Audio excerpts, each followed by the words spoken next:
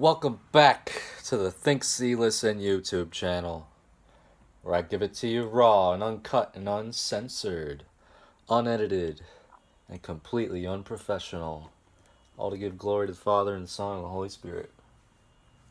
Jumping right back into The Great Reset by the great Alex Jones. Great Reset and the War for the World by Alex Jones. Uncle Jones.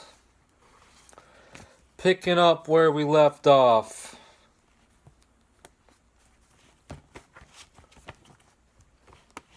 I asked Patrick Wood to explain how the Trilateral Commission fed into the World Economic Forum and the Great Reset, and as usual, he had a clear and concise answer.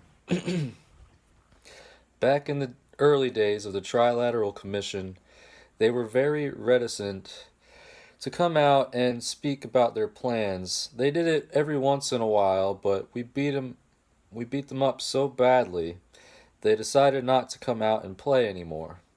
They were relatively secretive about their plans and operations. Even David Rockefeller in his memoirs admitted that they were very secretive about their meetings and plans. By comparison, the World Economic Forum is made up of the same type of people as the Trilateral Commission, but it has a much broader membership. You have the media, you have lawyers, politicians, and the CEOs of giant companies. It was the same kind of people you saw in the Trilateral Commission. It has a much broader membership and a much larger one, but still the same mix of people as you saw in the Trilateral Commission. However, the World Economic Forum is completely open about their plans. They have an extensive website with tons and tons of articles that you could get lost in. In the articles, they declare exactly what their plans are. It's also important to note that the World Economic Forum is so tightly webbed to the United Nations that it can be hard to see where the two groups differ at all. Woods describes the path trod by many revolutionary groups, from the communists of Russia and China to the fascists of Italy to the Nazis of Germany. If you know the public isn't going to support your message, you lie about your ultimate plans. You convince the good people to surrender or stay silent as you implement your plans. I asked Wood if it was accurate to say that Klaus Schwab and the World Economic Forum were using issues such as sustainable development, climate change, and racism and gender issues as a way to divide people and making them more vulnerable to the plans of the globalists. He agreed it was a tactic they used, but said it was also a strategy to keep people from looking too closely at their plans. The World Economic Forum is to complete the World Economic Forum is to complete the plans of the new International Economic Order and the Trilateral Commission. That's what the Great Reset is all about. It's been 45, 50 years in the making. The Great Reset is the new International Economic Order. This is technocracy warmed over from the 1930s. It's a resource-based system where they will control all the resources and you and I will own nothing. In fact, Klaus Schwab even says that. You can look it up. In fact, Klaus Schwab even says that. You can look it up. Sometimes your understanding of an issue depends on when you enter the conversation. If you had entered the conversation within the last 10 years, you might think this all began with Klaus Schwab, the World Economic Forum, and the Fourth Industrial Revolution. However, you'd be sorely mistaken. If you just focused on the work of the Trilateral Commission, you look to Henry Kissinger, David Rockefeller, Zbigniew Brzezinski, and the early 1970s. However, you'll fail to see the links going back to the 1930s and Columbia University. That's why it's often so enlightening to talk to an expert like Patrick Wood. An expert can give a deep historical perspective of an issue that you wouldn't otherwise understand. Probably one of the most surprising parts of my interview with Patrick Wood was when he talked about how oblivious many of the early members of the Trilateral Commission were to the unpopularity of their ideas among the public. Wood recalls, there was a paternalistic attitude by members of the Trilateral Commission regarding the rest of the world. They figured, since they were the bright ones, the ones with PhDs and that sort of stuff, that they had a leg up on everybody else in deciding what was good and what was bad. We repeatedly ran into this attitude where what they'd say is something like, well, what we're doing is for everybody's good. It's for the global good. So why would anybody take exception to it? We took exception to it and we told them that, but they just couldn't understand why we'd be upset about their plans to help the world. It was just crazy. I still shake my head. This is really the heartbeat of what I call scientism. Scientism sets up science as a god. It's kind of an extension of humanism in a way. It sets up science as a god that can do no wrong, and they reject any other type of moral, ethical, or biblical restraint. It doesn't matter, all of this is just nonsense to them. And they believe the God of science is the only path to finding out about the nature of man and the universe. This allows them to come up with some very strange ideas about their way being the only sensible way. And everybody else with a different idea is a crackpot. I found Patrick Wood's comments to be extremely helpful in explaining the mindset of these globalist technocrats.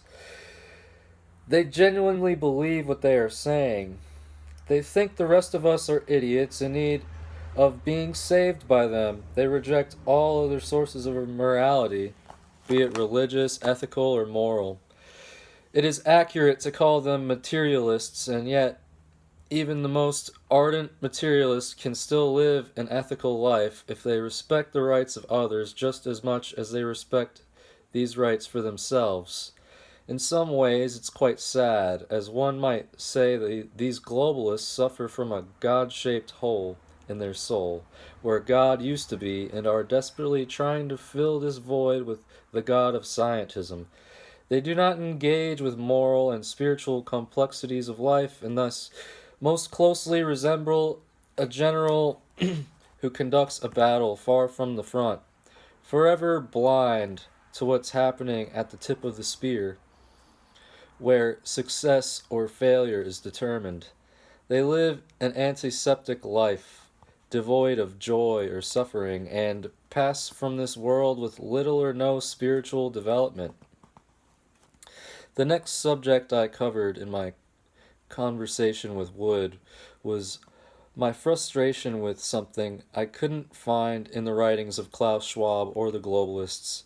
Their writings spoke abundantly of communication, collaboration, and a common set of values, but contained little information about what happened to those who, after a period of communication, simply didn't agree with their common set of values. I asked if Wood could point me to any sources that explained how these globalists plan to deal with dissenters. This was his response. We can certainly see the anecdotal evidence for that with all the people who've been canceled, kicked out, thrown out, shamed, and in some cases probably murdered. The pattern has been very clear. Anybody who does not agree with their narratives is in jeopardy of being removed from the scene. It's kind of what China does. In China, they call it disappearing people. They haven't gone quite that far in the West to specifically kill somebody, but disappearing people is the name of the game. We see this in the medical community. For example, the Great Barrington Declaration opposing the COVID-19 lockdowns, masking regulations, and vaccine mandates had a couple 100,000 signatures, with about 3,000 being top scientists and medical professionals. Every one of those people was canceled by the censorship culture. And that wasn't by mistake, it was an intentional campaign to crush anybody who had an alternative narrative to COVID 19. And we see this all over the major media, social media, and with many large corporations who are censoring people they don't like for one reason or another. I found it difficult to disagree with anything that Wood was claiming. Anybody paying attention to the media understands that. In the past several years, especially since the appearance of COVID 19, there has been nothing less than an assault on free speech. The old answer to the question of speech that people believe to be wrong is more speech to counter what is believed to be false. The answer to bad speech is good speech and trusting people to be able to tell the difference. The principle no longer seems to be part of the operating system of our civilization. Instead, the motives of the speaker were attacked, usually with some of the most heinous allegations possible today, and that person was removed from the discussions on the grounds that many found the comments objectionable, or that such speech created a significant risk of public harm. If we lose free speech, we lose our ability to think and can only blindly follow the dictates of those who believe they have our best interests at heart. One of the final questions I wanted Patrick Wood to address was something that has long bothered me because of our tradition of free speech in the West, as well as individual autonomy. We have a different operating system than an individual in China or Russia, which have a long history of cowering under the dictates of the latest authoritarian ruler. Although there have been suspicious deaths of dissidents in the West, I'd agree that little hard evidence has been presented to establish this is a pattern utilized by the powerful in our society. I asked Patrick whether he agreed that in the West it would be difficult to force these changes upon us, but they could somehow get people to acquiesce to their plans or remain silent, that it would greatly increase their chances of success. In other words, they could not succeed by force, however, they could succeed by subterfuge or somehow obtaining our consent, such as the old superstition about how a vampire could not enter a house without the invitation of the owner. We needed to invite, or at least acquiesce to, the entry of the vampire of globalism into our house. Wood detailed a specific change to the strategy of the globalists that came about around 1974. Richard Gardner, a founding member of the Trilateral Commission and a professor, wrote an article in 1974 in Foreign Affairs magazine with the title "The Hard Road to World Order." You can find it on the internet. It's been scanned. What he said, and this is a direct quote, was, "It will look like a great booming, buzzing confusion, but an end run around national sovereignty, eroding it piece by piece, will accomplish much more than the old-fashioned frontal assault." Let me try to read that one more time clearer. Richard Gardner, a founding member of the Trilateral Commission and a professor, wrote an article in 1974 in Foreign Affairs magazine with the title "The Hard Road to World Order." You can find it on the internet. It's been scanned. What he said, and this is a direct quote, was, "It will look like a great booming, buzzing confusion, but an end run around national sovereignty, eroding it piece by piece, will accomplish much more than the old-fashioned frontal assault."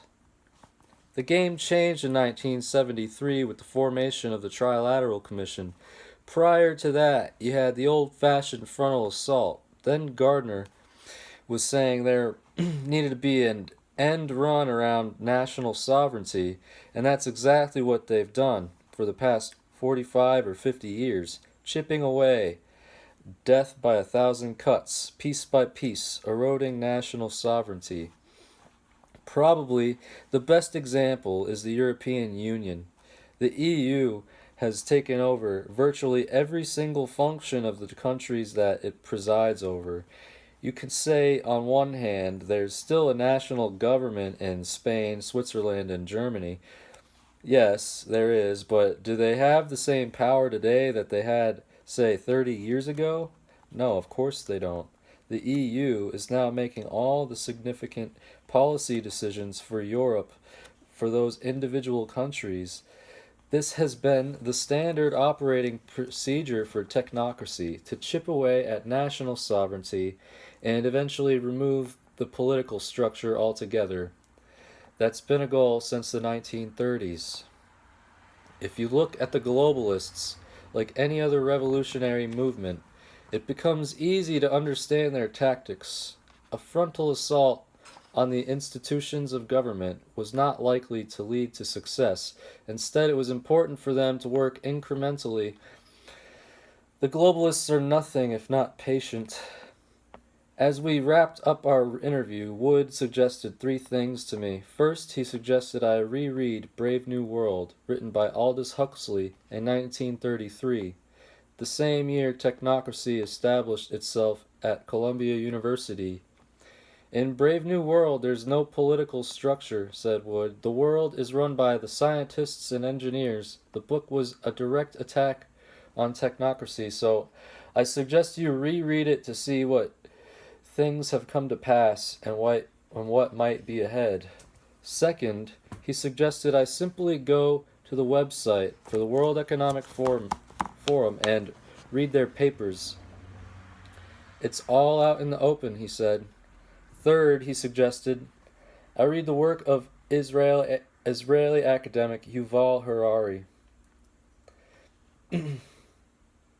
Probably the most important advisor to Klaus Schwab. If you want to understand Klaus Schwab, you need to understand Yuval Harari. He's got some pretty strange ideas. He's all about transhumanism and the singularity. His latest book is called Homo Deus, which means man is now God. Gives you a good idea of this man's humility. I promised to do all of those things, but first, some other question. I promised to do all those things, but first, had some other questions. I wanted to know more about David Rockefeller's book where he discussed the early Trilateral Commission and the book Between Two Ages, which first brought Columbia University professor Zbigniew Brzezinski to the attention of the aged billionaire. In 2002, when he was 87 years old, David Rockefeller published his 517-page autobiography, Memoirs. Chapter 27 is titled Proud Internationalist and details some of his pursuits in that area. After opening with a day in his life, October 23rd, 1995, in which he met various friends at the 50th anniversary of the United Nations, including Fidel Castro. Rockefeller then turned to his critics. For more than a century, ideological extremists at either end of the political spectrum have seized upon well-publicized incidents such as my encounter with Castro to attack the Rockefeller family for the inordinate influence they claim we wield over American political and economic institutions. Some even believe we are part of a secret cabal working against the best interests of the United States, characterizing my family and me as internationalists, and of conspiring with others around the world to build a more integrated global political and economic structure, one world, if you will. And if that's the charge, I stand guilty and I'm proud of it. It's a bold paragraph which does several things. First, he paints himself as a centrist by claiming that he's attacked by ideological extremists at either end of the political spectrum. He mentions the claims of those who assert he's part of a group of internationalists, and instead of denying these claims, he proudly confesses to being a supporter of an integrated global political and economic structure, one world, if you will. It's a disarming approach, and yet he also engages in the demonization. And yet he also engages in the demonization of his enemies. While you may believe the populist label is a new insult wielded by the left, it's a little surprising to read the vitriol with which Rockefeller uses the populist label against his enemies of the far right or left in 2002. The anti-Rockefeller focus of these otherwise incompatible political positions owes much to populism. Populists believe in conspiracies, and one of the most enduring is that a secret group of international bankers and capitalists and their minions control the world's economy. Because of my name and prominence as the head of Chase for many years, I have earned the distinction of conspirator-in-chief for some of these people. Let's imagine we put David Rockefeller in the witness chair of a courtroom and cross-examine him. He's the head of the largest banks in the world and criticizes his critics of the left and right who question how Rockefeller and his fellow rich people are manipulating the world's economy. If we weren't dazzled by Rockefeller's wealth, would we accept him as a credible person to discount the claim that wealthy bankers were controlling a lot of the world? No, we would not. Rockefeller used much of the same approach of lightheartedly dismissing his critics when he discussed the establishment of the Trilateral Commission. Rockefeller wrote, "No organization with which I have played a founding role has attracted as much public scrutiny and attention as the Trilateral Commission.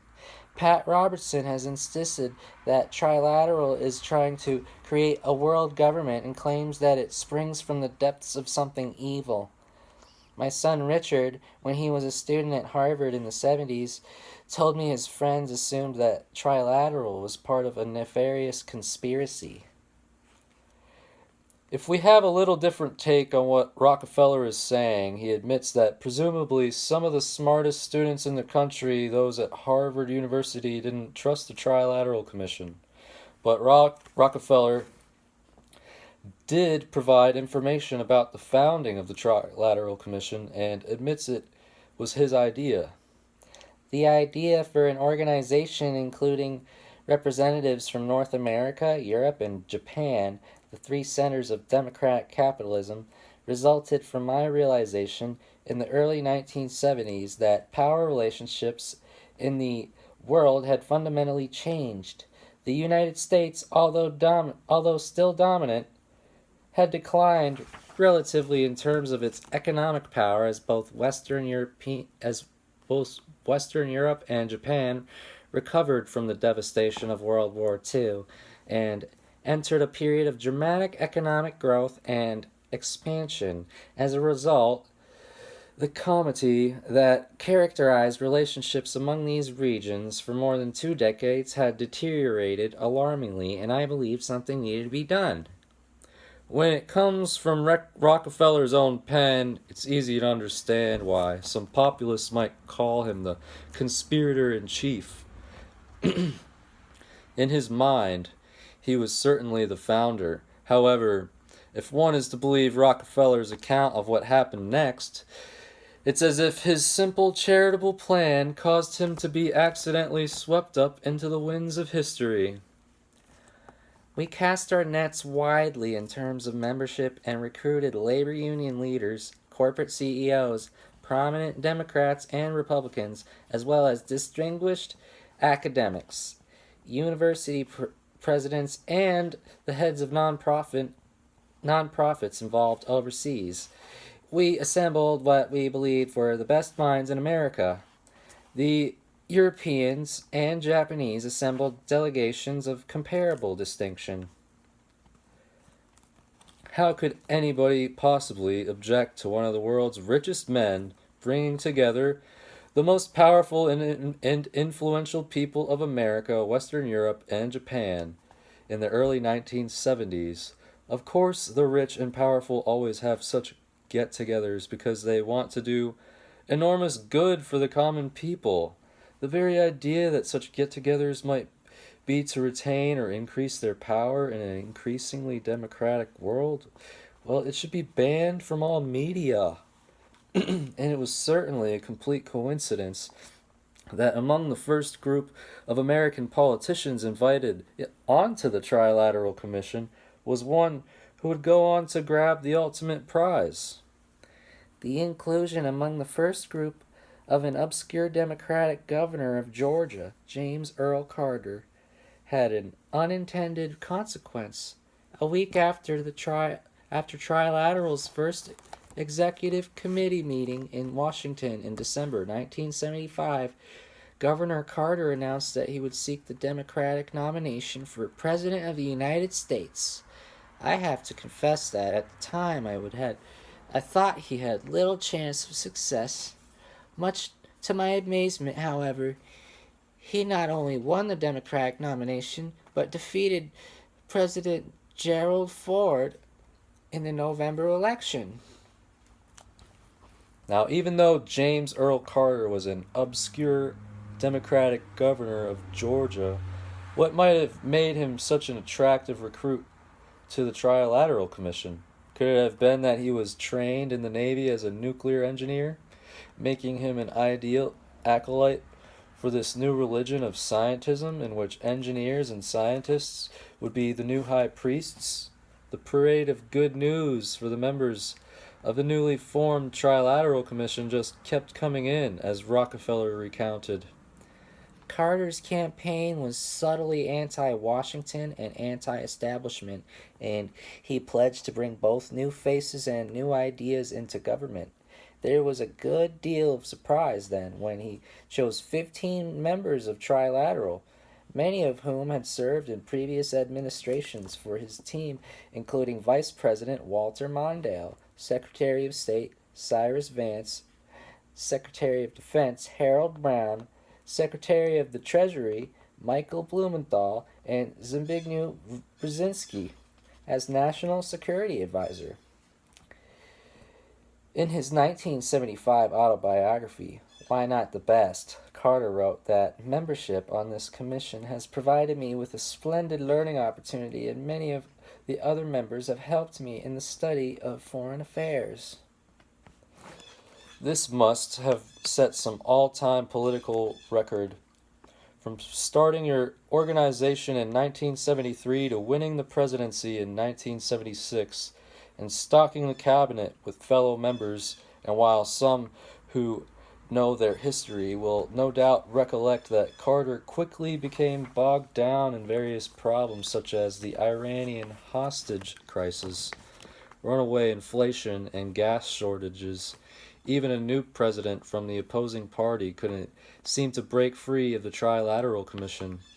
Rockefeller wrote, In the 1980 presidential primary campaign, for instance, one of Ronald Reagan's supporters ran an advertisement that stated, "The people who brought you Jimmy Carter now want you to vote for George Bush," and highlighted the membership of both in Trilateral. I am not sure how many votes were changed by this ad, but such is the nature of politics in a democratic society. I should note, however, that President Reagan ultimately came to understand Trilateral's view and invited the entire membership to a reception at the White House in April 1984. When I read that paragraph, it only brings a sense of sadness to me, seeming to show that Reagan also had to eventually knuckle under to the power of the globalists. Maybe Maybe he just wanted to keep his enemies close. Maybe it was simply about retaining power, the common flaw of most political leaders. I will give the final word to David Rockefeller from the end of his chapter, Proud Internationalist. These organizations reflect my belief in the principle of constructive engagement.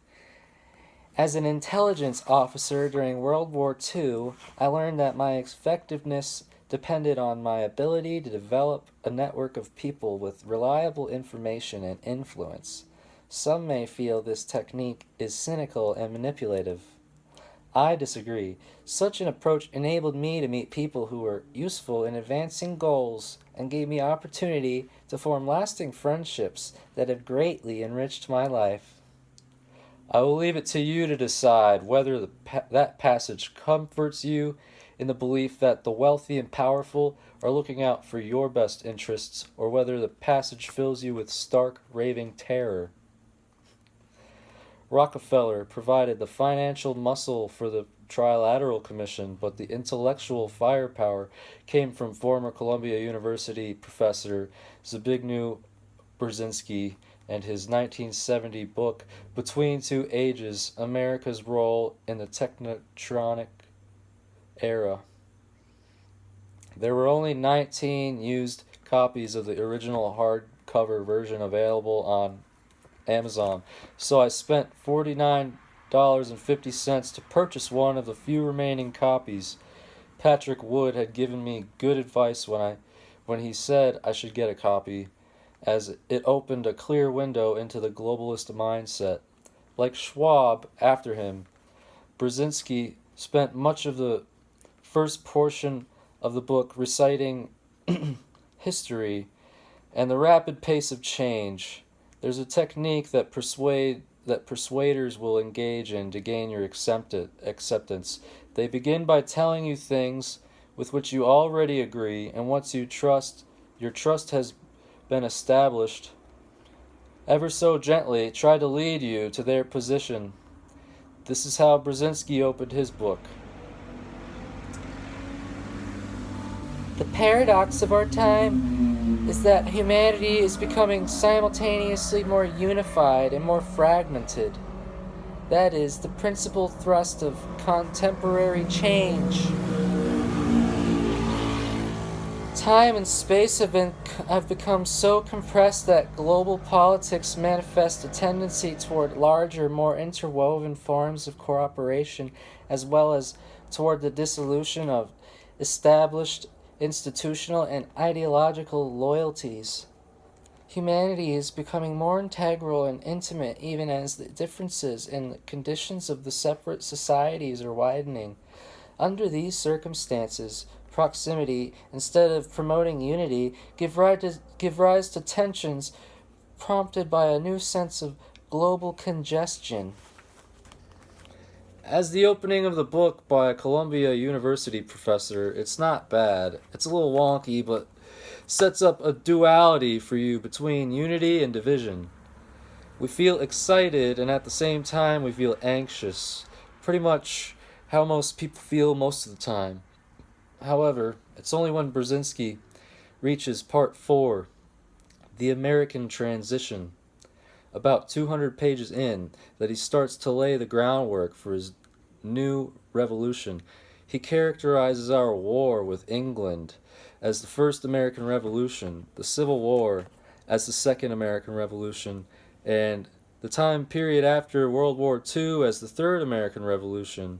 And Brzezinski starts to engage in the same kinds of breathless gee whiz, ain't technology great hyperbole that Klaus Schwab will use decades later. The Third American Revolution is even harder to define, for we are now in the middle of it and thus cannot be certain of its outcome. In one respect, however, it is easier to identify than the second, for its impact and its effect are more concentrated in time. The Third Revolution began gathering momentum after World War II.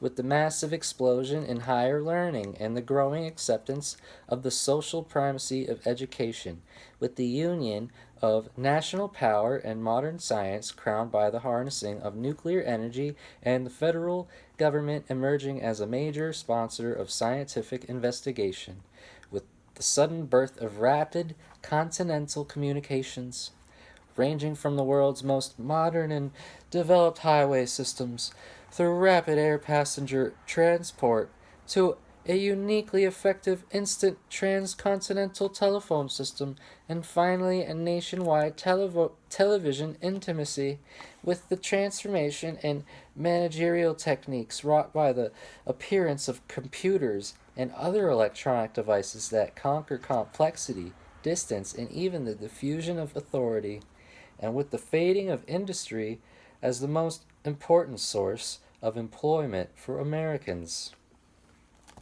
Can you believe that entire chunk of text contains only 3 sentences?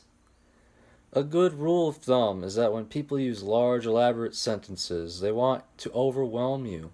Let me break down Brzezinski's argument. More people are going to college. We need a new political system. Big government funds big science. We need a new political system. We have nuclear energy. We need a new political system. We have telephones. We need a new political system. We have highways. We need a new political system. We have television. We need a new political system. We have computers. We need a new political system. One might just as easily have said, we have more flavors than just chocolate and vanilla ice cream, so we need a new political system.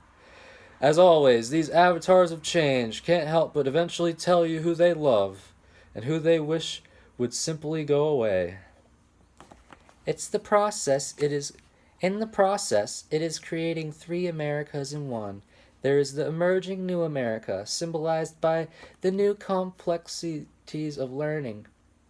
The new complexes of learning, research, and development that link institutions of higher learning with society and create unprecedented opportunities for innovation and experimentation, in addition to sparking increased interest in the fine arts and culture, as is evidenced by new museums and art centers. Technotronic America is in the electronics laboratories and centers of learning along Route 128 surrounding Boston. It is in the academic scientific conglomerates around Los Angeles and San Francisco, and it is in the new frontier industries. The suburban middle class increasingly gravitates towards this America, though frequently resenting its scientism and nostalgically yearning for more community and stability. In the next few paragraphs, Brzezinski discusses the other 2 Americas, the factory workers and the first America, the pre-industrial America of sharecroppers and migrant workers from the Mississippi Delta and of obsolescent miners from Appalachia, whose income has fallen behind the American average. It's clear from what follows that Brzezinski doesn't like factory workers or people who live in rural areas. His people of choice are those who worship institutions of higher learning, have an appreciation for the fine arts and culture, and long to be part of some academic scientific conglomerate, preferably around the cities of San Francisco, Los Angeles, or Boston. However, it would be a mistake to associate Brzezinski with the radical socialist left, which would like to take more control over the resources. Brzezinski doesn't trust the government, but apparently trusts the rich people, specifically the technocrats. The government is an expression of the national will increasingly. The government, as an expression of the national will, increasingly tends to be seen as unable to direct and coordinate national change effectively. It appears to neither articulate national goals nor to develop a sense of national direction. This feeling of uncertainty about national purpose is also magnified by the fading of the established political elite that has guided the nation since World War II, primarily composed of men coming from the eastern seaboard and connected with legal, corporate, and high financial circles. The political elite provided a sense of continuity within the framework of a pragmatic liberal consensus on the nature and character of modern industrial society. Brzezinski is genuinely telling the public that the problem is rich, powerful men from the eastern seaboard. However, his later answer would be to replace them with people like Henry Kissinger, David Rockefeller, Zbigniew Brzezinski, and George H.W. Bush, all rich, powerful men from the eastern seaboard. And since we live in a democracy where the use of raw power is generally frowned upon by the population, Brzezinski is clear about how the media must be used by the globalists. The courtship of the press and the mass media is a necessary concomitant. It's a necessary concomitant of courting the masses, since the masses are influenced not only by direct appeal but also through the intermediary of an image, which is in part built by the media themselves. The desirability of this image puts a premium on advocating the immediately popular and the fashionable rather than on formulating broader objectives by focusing attention on basic philosophical questions concerning the meaning of a modern society. The globalists are telling us directly how much they need to use the media to influence the public. It's even better if you can attach your persuasion to some type of image. Therefore, it's not that we disagree about whether vaccines are being safely monitored, but that those who think there are some safety concerns being overlooked are anti-science. If you disagree about some governmental program, then that must mean you are a right-wing terrorist. Brzezinski seems to suggest how their plan would unfold. More directly linked to the impact of technology, it involves the gradual appearance of a more controlled and directed society. Such a society will be dominated by an elite whose claim to political power would rest on allegedly superior scientific know-how, unhindered by the restraints of traditional liberal values. This elite would not hesitate to achieve its political ends by using the latest modern techniques for influencing public behavior and keeping society under close surveillance and control. I have to note that these globalists don't understand that they can't really seem to convince the public and need to use techniques for influencing public behavior and keeping society under close surveillance and control. With these people, it's always about controlling others. It's like a pathological state, the equivalent of a religious fanatic always believing the end of the world is just around the corner. Technological developments make it certain that modern society will require more and more planning. Deliberate management of the American future will become widespread, with the planner eventually displacing the lawyer as the key social legislator and manipulator. This will put a great emphasis on defining goals and, by the same token, on a more self-conscious preoccupation with social ends. Brzezinski wants the engineer and the scientist to displace the attorney and the judge. What do you mean we need the courts and elections? We have science and social ends, and if the message isn't completely clear to you, Brzezinski will tie up all the loose ends at the end of his book.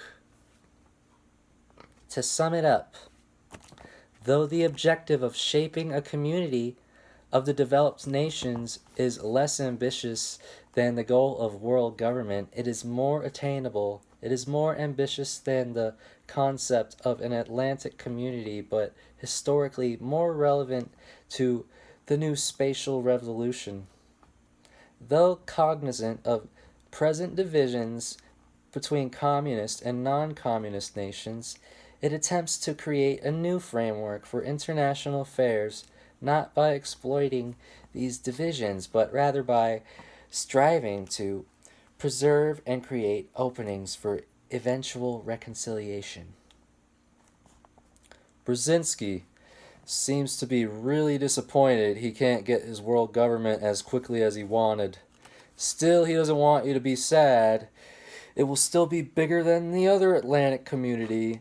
I think he's talking about NATO, North Atlantic Treaty Organization. What other large Atlantic organization existed in 1970? And he takes great pains so that the communists don't feel left out. Brzezinski wants the communists to know there will be an eventual reconciliation between the communist and non-communist nations when they are absorbed by the globalists. In the view of the globalists, their model is the best of both worlds, efficient capitalism with zero political freedom. They will buy your soul and your silence with their technological marvels. It's like we've gone back to the days of Mussolini and Hitler, who will at least make the trains run on time. Everything old is new again. What could possibly go wrong with their plan to disenfranchise the rest of us without PhDs? One of the people who was not taken with the globalists of the Trilateral Commission in the 1970s was United States Senator Barry Goldwater, who famously ran against President Lyndon Johnson in 1964 for the presidency and lost in a landslide. However, time has not been kind to Johnson, who is now almost universally believed by historians to have been a crooked politician and a liar of immense proportions about our progress in the Vietnam War. By contrast, the historic judgment of Senator Barry Goldwater has also risen with the passage of time, with even his political opponents acknowledging the man's honesty and integrity, as Goldwater wrote in his 1997 memoirs. In my view, the Trilateral Commission presents a skillful, coordinated effort to seize control and consolidate the four centers of power: political, monetary, intellectual, and ecclesiastical. All this is to be done in the interests of creating a more peaceful, more productive world community. Throughout my public life, and in these pages, I have refrained from judging other men's motives. I have no such hesitancy about judging their wisdom and the results of the actions taken. Goldwater saw the Trilateralists as an existential threat to the division of power in the United States, which had kept us free for more than 200 years. He was especially concerned about a report presented at the plenary meeting of the Trilateral Commission on May 30th and 31st, 1975, in Kyoto, Japan, which detailed their plans for a centralized economy, centralized political control through Congress, and a program to lower the job expectations of college graduates. In other words, increased misery for everyone. Goldwater was also concerned that the report also suggested it would be helpful to impose prior restrictions on the press and restructure the laws of libel to check the power of the press. It seems to me I've suffered as greatly from an abusive press as any man in my life, but I get an itchy, uncomfortable feeling at the base of my spine when somebody suggests that the government should control the news. Goldwater was attacked in the media as savagely as anybody of his time. However, he understood the importance of a free press, even when it wasn't fair. The system was has the ability to correct itself, and the reversal of opinion about Goldwater and Johnson bears witness to this fact. But Goldwater wasn't done with his criticisms. The entire trilateral approach is strictly economic. No recognition is given to the political condition. Total reliance is placed on materialism. The Commission emphasizes the necessity of eliminating artificial barriers to world commerce, tariffs, export duties, quotas, an objective I strongly support. What it proposes to substitute is an international economy managed and controlled by international monetary groups through the mechanism of international conglomerate manufacturing and business enterprise. One can clearly appreciate the cleverness of the globalists. Many conservatives would applaud the taking down of trade barriers, and yet the catch is what would replace them. At its heart, the difference between the globalists and the conservatives is about freedom. Do we trust the hidden hand of the open marketplace, or do we think the smart people need to pick winners and losers? Goldwater concludes by telling us how we would be treated by the globalists of the Trilateral Commission and their heirs. Populations are treated as nothing more than producing and consuming units. No attempt has been made to explain why the people of the Western world enjoy economic abundance, freedom, spiritual, political, economic, is denied any importance in the trilateral construction of the next century. We are certainly more than 40 years removed from Goldwater's warning, and yet it seems as if he could have written these words just yesterday. Freedom is under assault in ways that were unimaginable just a few short years ago. This is not an accident. It's part of a long-established plan. This has nothing to do with social good, helping the children, or saving the whales. It is a battle for control of everyone's future, and it is critically important we understand the enemy who lurks in the shadows. Chapter 4.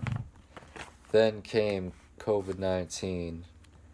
The more I study the globalists, the more I conclude they act a lot like that annoying used car salesman who will say anything to keep you from getting off the lot without making a purchase. It's World War I, we need globalism. It's the Great Depression, we need globalism. It's World War II, we need globalism. It's the Cold War, we need globalism. It's the 1970s, and with the World War II order breaking down, we need globalism. It's 2001. And there's a war on terror. We need globalism. It's 2016 and technology is changing things. We need globalism. It's 2020 and there's COVID-19. We need globalism. However, before I get to the response of Klaus Schwab and the World Economic Forum, I need to get a few things out of the way. It's my personal belief that the mainstream narrative of SARS-CoV-2 and COVID-19 is filled with so many lies it's difficult to detail all of them. Let me simply go over a few things I believe. I think COVID-19 was a planned attack on civilization by the globalists, and they clearly broadcasted this by their exercise called Event 201. The website of the Center for Health Security described the gathering.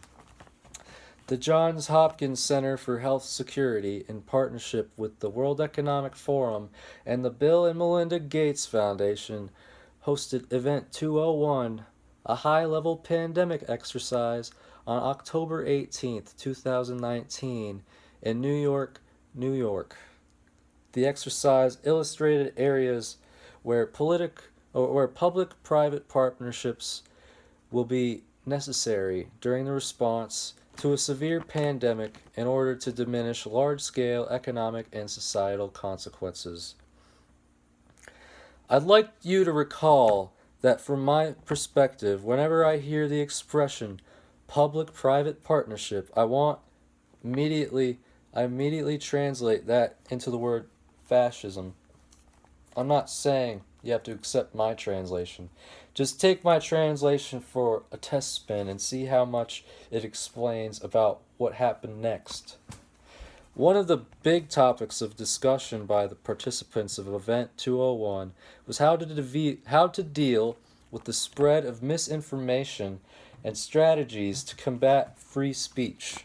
There were discussions of lockdowns and rapid development of new vaccines rather than therapeutics that would quickly knock down the severe consequences of this new viral infection. Striking, isn't it? When you consider how the ensuing months of 2020 unfolded, but let's assume for a moment that SARS-CoV-2 wasn't an intentional act, but rather a negligent one. Scientists were playing around with bat viruses, figuring they might someday cause a problem in humans, and one of their creations escaped the lab. Would they take responsibility? Hell no. They'd lie their asses off about it. The only problem with that in 2016 is an article in Nature. They triumphantly told the world they've been able to make these bat coronaviruses able to infect humans. The title of the article was Engineered Bat Virus Stirs Debate Over Risky Research. Let's read a few paragraphs, shall we?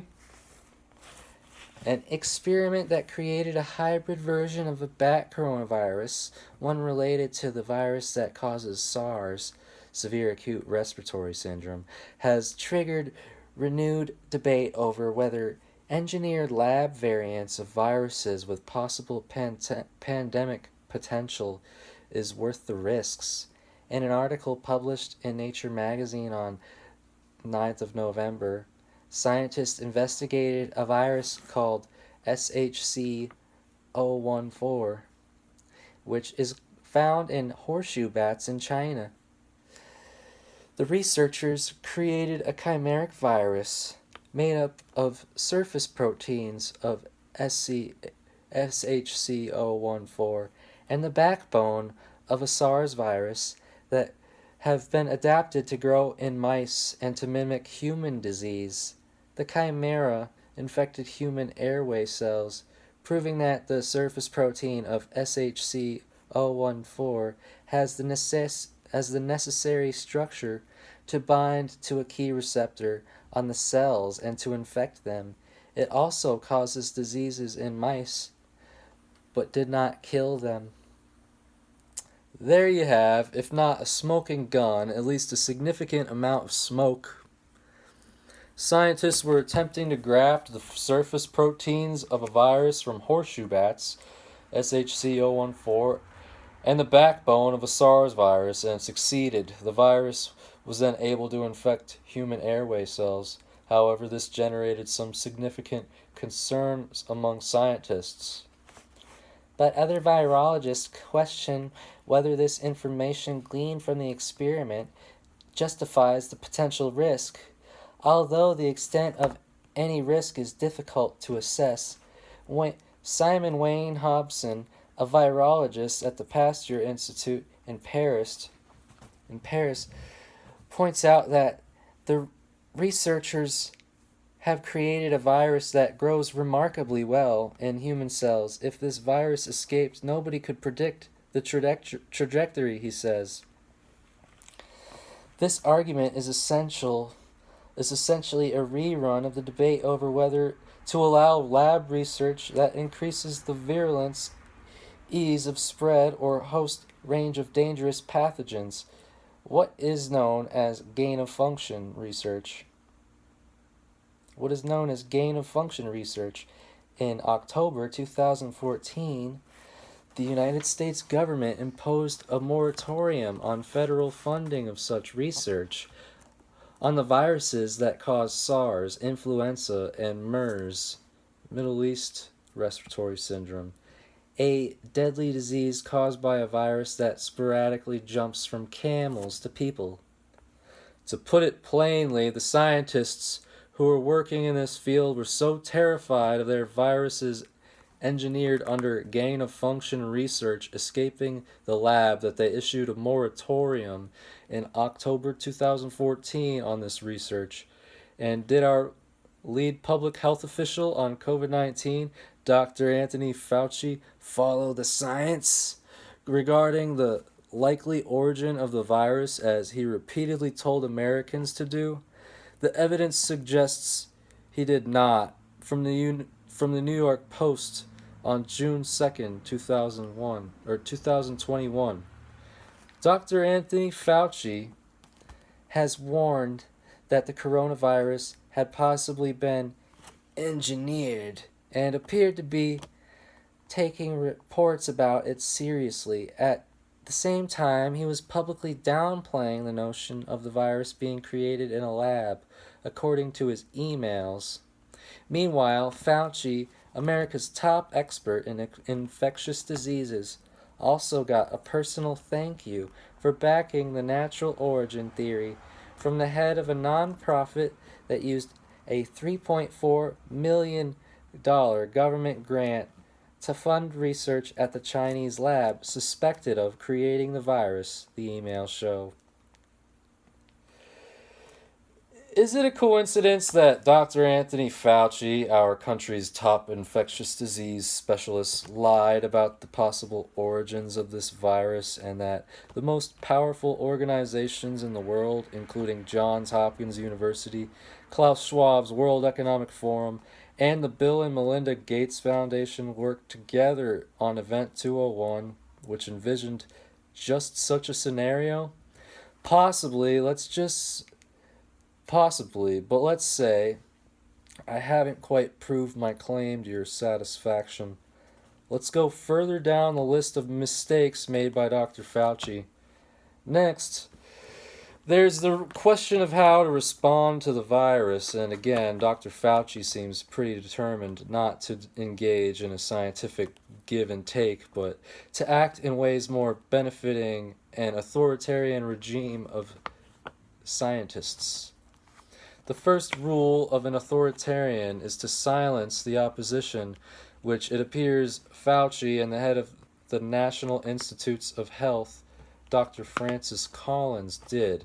In fact, the allegations against these two men were so egregious that the editorial board of the Wall Street Journal felt compelled to write an opinion piece about the issue on December 21st, 2021. In public, Anthony Fauci and Francis Collins urged Americans to follow the science.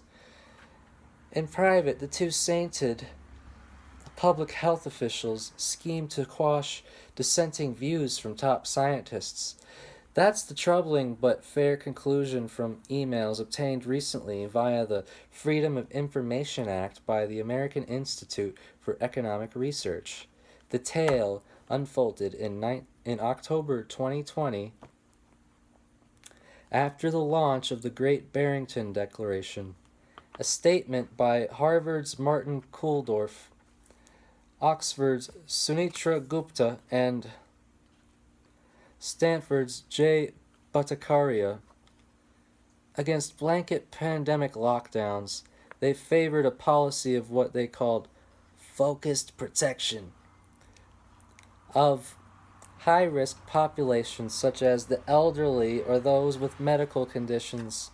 Thousands of scientists signed declarations, and they were able to learn about it. There's the setup that any good globalist would be salivating over. Anthony Fauci and Francis Collins sit atop the public health pyramid of America, distributing billions of federal dollars to their favorite researchers and projects. In the mind of the typical globalist, this is a recipe for success. But even in science, the democratic, free-thinking urges prevail. Not all the top people in science will go along with the consensus. In fact, the best scientists are usually those who ruthlessly question the prevailing narrative and assumptions. And if they're brave enough to stick their necks out, as did Harvard's Kulldorff, Oxford's Gupta, and Stanford's Bhattacharya, they're going to cause some disruption, which they did. It's at moments like these when the question can be answered: what will the globalists do to those who don't agree with them? The answer? They'll try to ruin them, as the Wall Street Journal piece reported. That didn't please the lockdown consensus enforced by public health officials and the press. Dr. Collins, the director of National Institutes of Health until Sunday, sent an email on October 8th, 2020 to Dr. Fauci, the director of the National Institute of Allergy and Infectious Diseases. This proposal from the three fringe epidemiologists seems to be getting a lot of attention, and even a co-signature from Nobel Prize winner Mark Leavitt in Stanford. There needs to be a quick and devastating published takedown of its premises, Dr. Collins wrote. Is it underway?